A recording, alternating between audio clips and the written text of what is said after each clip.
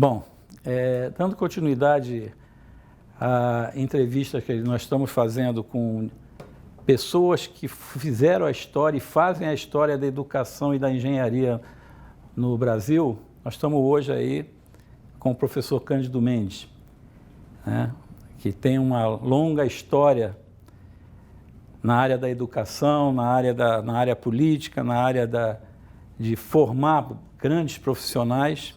Professor, primeiro, já que o senhor completou os seus 90 anos,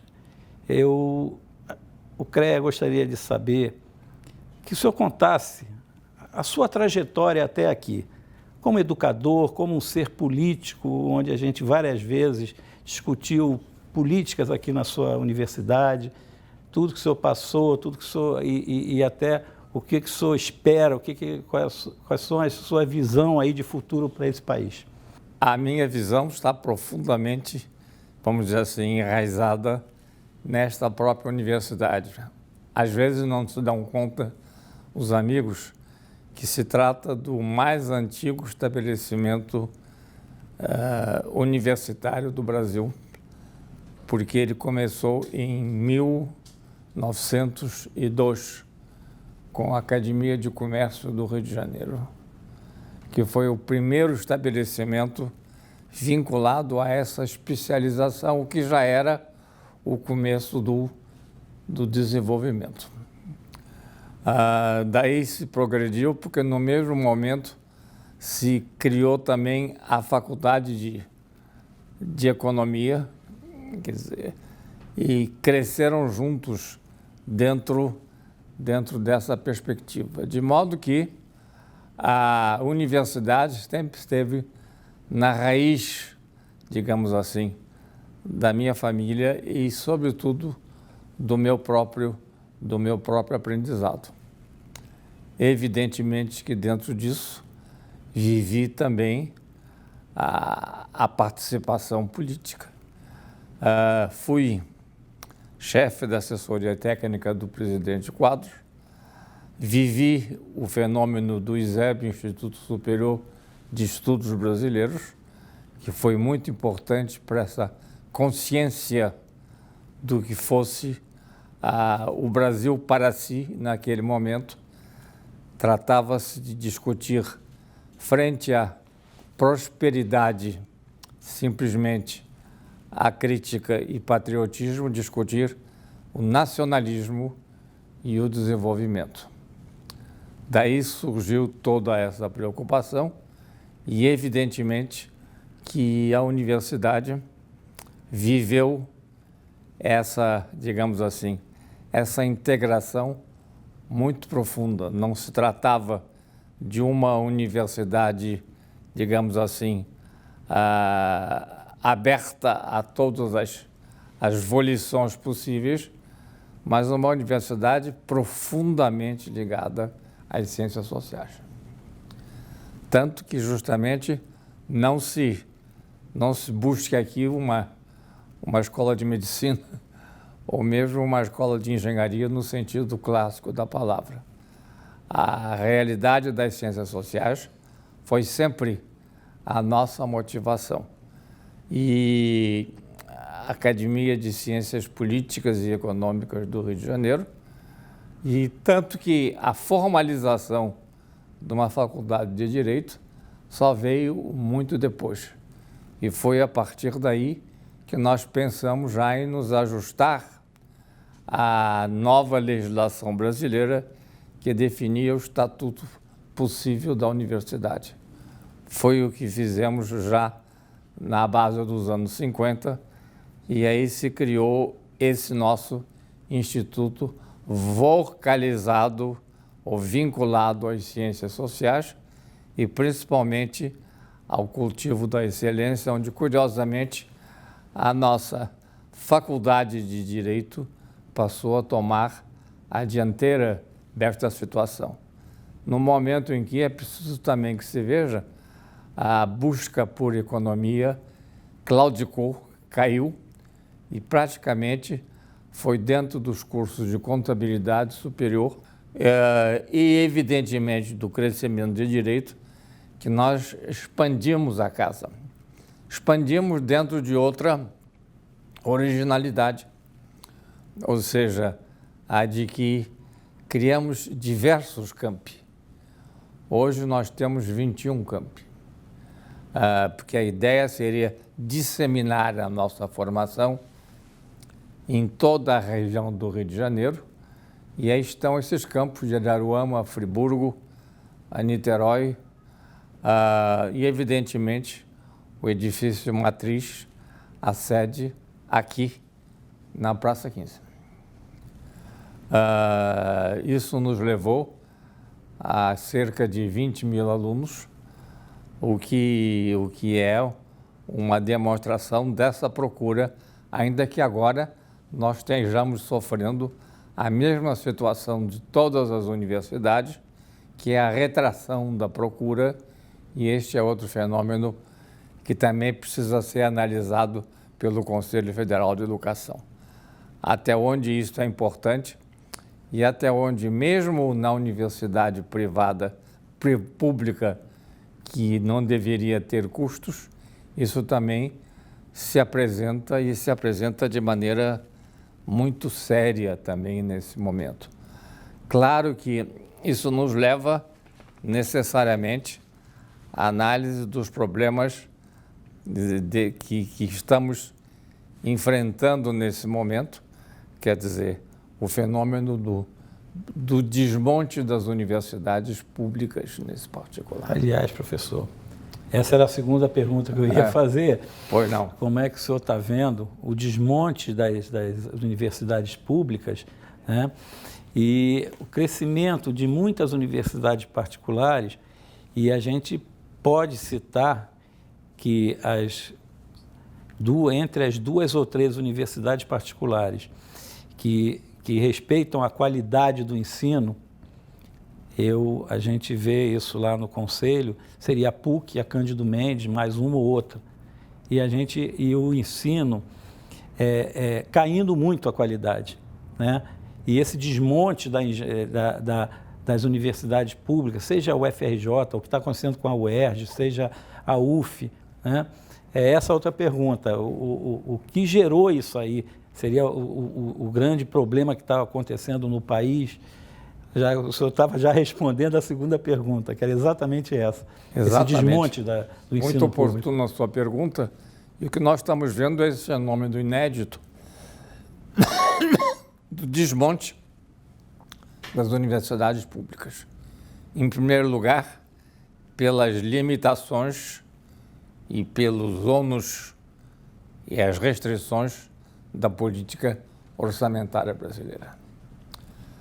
Essa política orçamentária de restrições atinge profundamente o setor educacional e cultural e, dentro dele, evidentemente, as universidades públicas sofrem esse impacto e sofrem essa rebordosa. Ao que também, e nós estamos discutindo aqui, o fundamental nesse aspecto, que é, do ponto de vista da clientela das universidades públicas, a falta de conhecimento real do mercado de trabalho. O mercado de trabalho, infelizmente, não é conhecido, e insistimos muito sobre isso atualmente no Conselho Federal de Educação. Essa meninada entra na universidade, sobretudo na pública, mas não tem noção de como vai se comportar e em que termos vai se comportar o mercado de trabalho. Nós estamos vendo que esse mercado se restringe, sobe, desce, mas a verdade é que deveríamos colocar isto, eu insisto no Conselho Federal de Educação, deveríamos colocar o conhecimento do mercado como uma componente fundamental do próprio ensino, dentro do que seria ordenar ou não uma política vocacional das novas gerações. Há alguns anos atrás, pouco tempo, talvez 4 anos atrás, mais ou menos, era dito que ia haver um apagão de engenheiros, ia faltar engenheiros nesse país, né? E hoje, lamentavelmente, nós temos hoje no Brasil 50 mil engenheiros desempregados. E aí vai a questão do mercado de trabalho, como o senhor já estava respondendo a terceira pergunta. Eu acho que se deixar o professor falar, ele vai responder todas as perguntas sem a gente perguntar nada a ele. Mas era exatamente isso a terceira pergunta que estava aqui.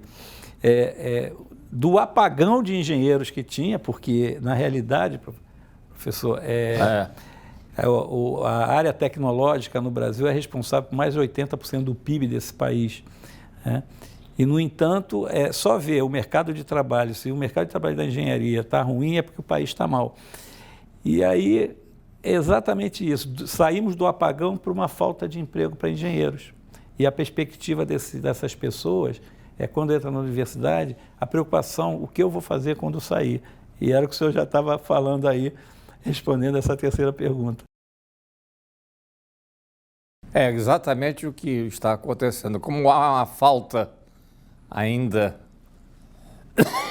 do conhecimento real do mercado, nós estamos verificando que isso, sobretudo, se bate em termos da educação para o desenvolvimento na área da tecnologia e na área realmente da engenharia. Quer dizer, uma melhoria leva a uma superprocura e a retração dessa a um déficit, quer dizer, a um desemprego praticamente imediato. A ideia da antecipação do que deveria ser e não é o mercado leva a uma especialização teórica e tecnológica que muitas vezes não só cria o desemprego, mas a dificuldade realmente de uma readaptação.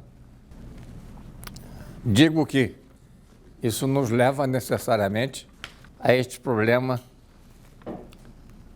que hoje falta à educação brasileira, é o conhecimento das subidas e descidas do mercado e das suas oportunidades. Sobretudo hoje, diante do que está se vendo na área de engenharia, sobretudo, que é a competição do mercado externo nesse particular. O fato de que, nesse momento, nós temos, e isso é um fenômeno bastante curioso, a implantação pela Petrobras de um mercado melhor, de um curso, de uma especialização na China, indica da maneira pela qual esse tipo de concorrência está havendo nesse particular. Até onde essa procura do mercado através da Petrobras na China mostra que a descentralização, mas, sobretudo, a perda das raízes, vamos dizer assim, da ubicação nacional dessa expansão é um outro problema que tem que ser visto e sofrido nesse momento e nesse particular. Eu tenho as perguntas aqui, mas eu acho que eu vou deixar de lado, que o senhor entrou num tema que eu venho falando já há algum tempo, né, que, lamentavelmente, nós tínhamos uma década e meia atrás, mais ou menos, por exemplo, uma indústria naval totalmente acabada. Muito bem. E aí veio o boom aí da engenharia, onde ia faltar engenheiros, não sei o quê. A produção era toda feita aqui no Brasil. E o que a gente está vendo hoje é que nós estamos gerando emprego fora do país. Muito bem. E vai sobrar para o brasileiro o subemprego, né? Esse tema, então eu vou largar aqui as perguntas assim de lado, porque esse debate é muito importante para a gente. Não é possível a gente continuar, opinião aí agora minha particular, não é possível a gente continuar gerando emprego fora como se nós não tivéssemos profissionais aqui. É inaceitável a gente achar que uma Eletrobras, que tem um valor custou ao povo brasileiro quase 400 bilhões, e nós estamos tentando entregar isso, não é nem privatizar, é desnacionalizar, porque as empresas estatais estrangeiras estão comprando as nossas estatais, entregar por 10% desse valor, que é um patrimônio do povo brasileiro. O que a Petrobras, que é a maior geradora de emprego nesse país, está acontecendo com ela. Hoje, lá em Itaboraí, o chinês já tomou conta. E o que a gente vê hoje, eu não sei o que vai sobrar desse país até o final do ano, que a velocidade da entrega é tão grande que preocupa a gente. A nossa área foi a área talvez mais dilacerada por essa política que contém os gastos como se isso fosse gasto. Quando você investe numa empresa, você gera muito emprego, e quem faz as grandes obras que geram mais emprego é o governo federal. Na hora que o governo segura esse valor, segura esse dinheiro, e aí eu sempre cito, né, a questão da informática. O americano, os outros países, que eles não ensinam como é que é feito um processador de computador. Mas nós temos a melhor tecnologia muito bem de águas profundas nesse país. A gente está entregando. Eles nunca descobriram petróleo aqui no pré-sal. A gente descobre e estamos entregando isso. Quando você ia falar isso das empresas chinesas, americanas e na Malásia, nós começamos a fazer, a Petrobras fazer agora plataformas fora do país e acabando com a nossa indústria naval também. Tá? Muito então, bem observado. Isso que eu queria eu estou inteiramente de acordo. A frase sua é definitiva nesse particular. Eu lamento, né, o que está acontecendo e a gente que milita na área da engenharia, que foi a área talvez mais afetada, e atrás da engenharia vem todas as outras profissões. A gente vê as grandes construtoras desse país, que eram as maiores geradoras de emprego, sendo destruídas. Empresas brasileiras já foram vendidas, como a Concremate, por exemplo, já foi vendida.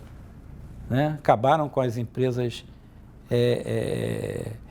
da minha época lá, Promon, Natron, né? Consultoras acabaram, as grandes consultoras, mas a entrevista é com o senhor.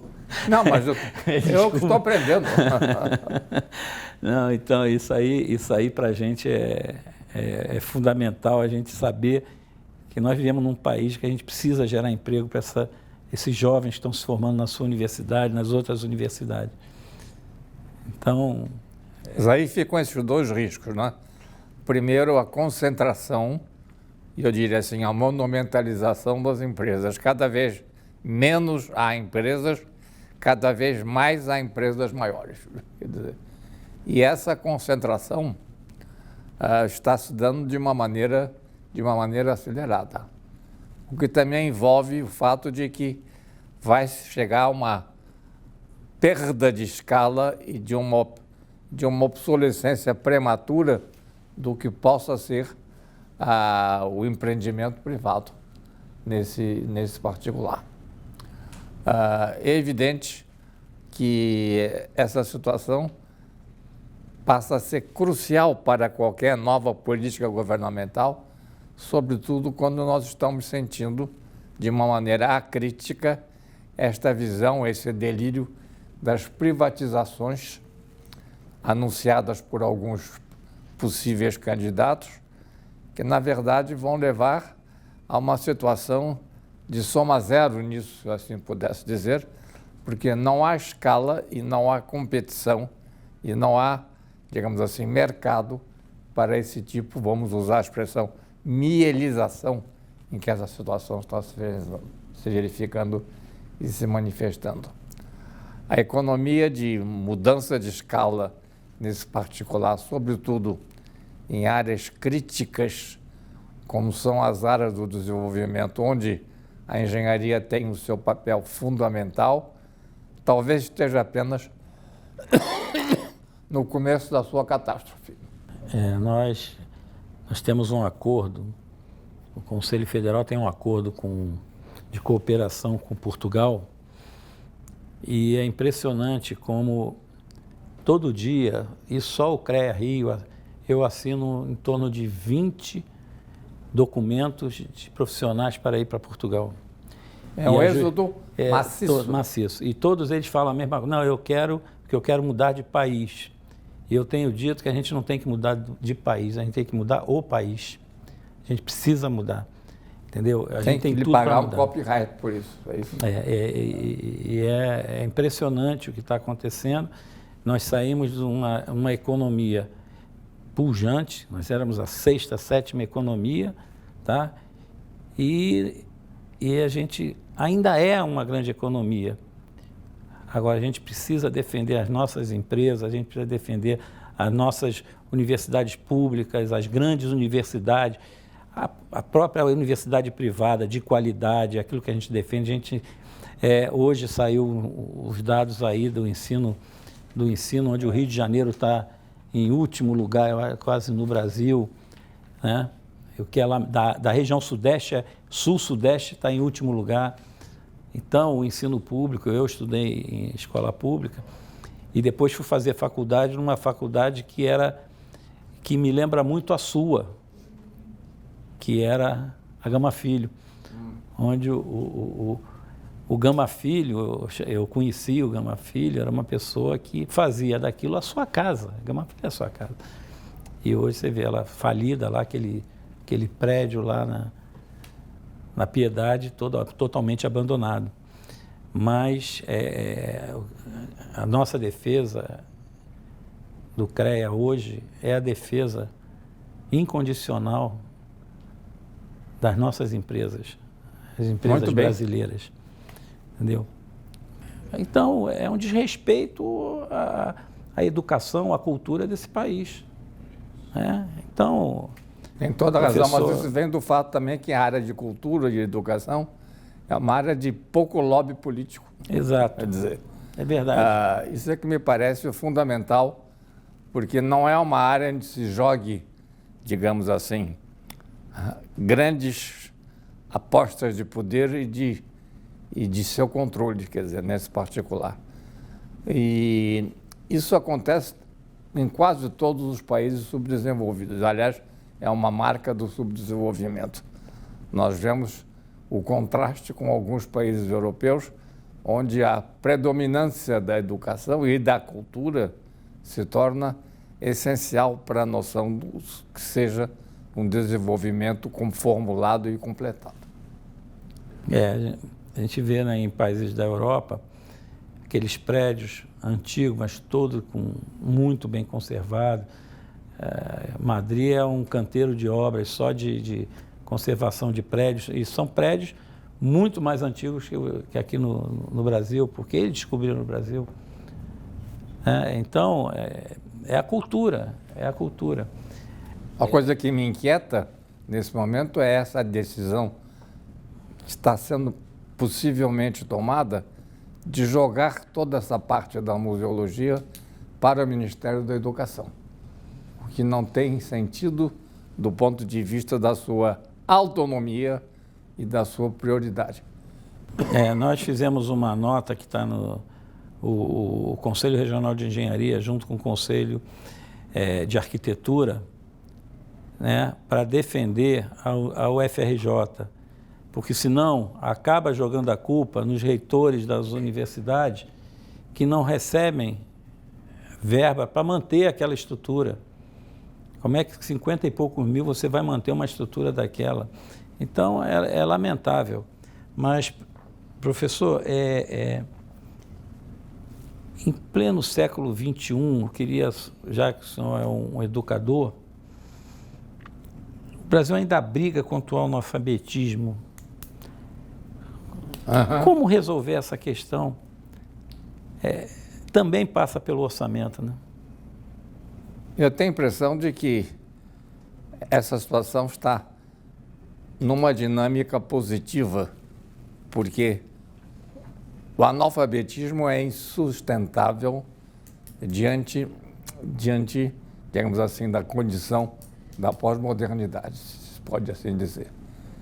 É muito difícil. O analfabeto, digamos assim, o analfabeto maduro cada vez é menos viável dentro dessa sociedade, se bem que, e esse é outro problema que está aí nos preocupando, dentro da sociedade eletrônica, cada vez menos se lê, não é verdade? Verdade. Esse é outro fenômeno extremamente sério, porque dentro dessa nova dimensão, vamos dizer assim, cibernética, não é preguiça, é desnecessidade de leitura, diante do que seja o acesso à informação que a cibernética define e, ao mesmo tempo, digamos assim, estereotipa dentro das suas condições.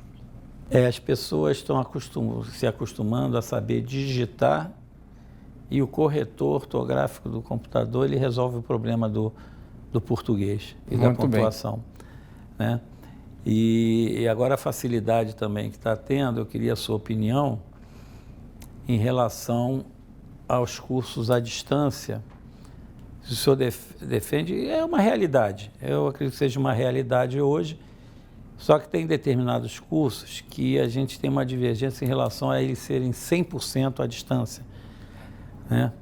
Aí eu gostaria de saber a sua opinião, porque é a tecnologia, a gente não pode brigar contra ela também, o curso à distância é uma realidade, é aprovado, a gente não tem como brigar contra ele, então como a gente melhorar a qualidade da formação de alunos que se formam à distância? Tem toda a razão. Primeiro, o ensino à distância tem um componente de melhoria de qualidade quando são os melhores professores que devem, de fato, primar nessa situação. O grande professor, mesmo porque o público à distância é infinito, se pode dizer assim, e ter um grande professor é absolutamente único. Agora, o problema, isso é o lado positivo. Agora, o problema, ao contrário, é o subensino à distância, as subcomunidades, a capacidade de, digamos assim, entrar numa mediocridade dentro desse conhecimento do qual não há controle. Quer dizer, a comunitarização por baixo do ensino à distância é um fenômeno da pós-modernidade que está apenas começando a ser estudado necessariamente. Engraçado que a última pergunta o senhor acabou de responder. Como enfrentar o mercado caça-níquel na formação profissional? Porque, na realidade, a arrecadação de algumas instituições de ensino, ele é prioritário quando se enfrenta a qualidade desse ensino, né? O que vale para muitas faculdades, a gente sabe disso, seja faculdade, seja escola de formação de nível médio, é a arrecadação e não a qualidade desse ensino. É evidente. Isso é o típico da economia capitalista selvagem, dentro disso. É verdade, é verdade. Mas... Isso é um fenômeno que nós temos que enfrentar e que, infelizmente, ainda não é objeto de uma política pública necessária como se deveria. Professor, primeiro a gente queria agradecer o seu tempo disponível, que a gente... Muito prazer. Eu acho que o tipo de iniciativa tomada aqui pelo seu exemplo só está no seu começo. Dentro da nova, vamos dizer assim, pós-modernidade, tipos de iniciativas como essa nos parecem realmente importantes, sobretudo quando cada vez menos se lê e cada vez mais caímos na tirania das fontes para conseguir ir adiante dentro do conhecimento.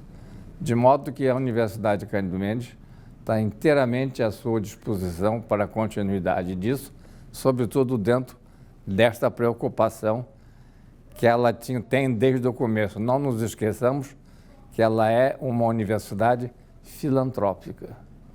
E esse é um outro problema que nos parece essencial.